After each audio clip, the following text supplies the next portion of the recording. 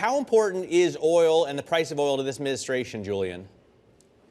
Oh, I think it's clearly very important, which is why you're seeing things like this happening, which are, really quite bizarre. That there is credible intelligence that Moscow is helping Iran with the targeting of drones that are being fired against the US and its allies, while at the same time the US administration is easing sanctions on Russian oil that were just starting to really bite on the Kremlin's war chest.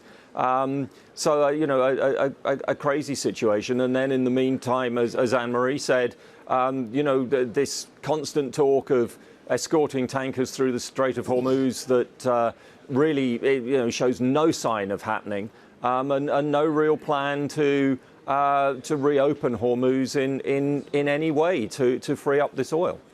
And in the meantime, the FT just reporting this, Julian, that France and Italy have opened talks with Iran in an attempt and a hope of securing safe passage through the Strait of Hormuz, according to people briefed on the situation, telling the FT. In the meantime, we're also seeing the White House throwing everything they can at this, be it discussion of releasing of reserves, relaxing of the Jones Act. Julian, to what degree do those go to keep a ceiling on the price of oil, or is it just all about the Strait?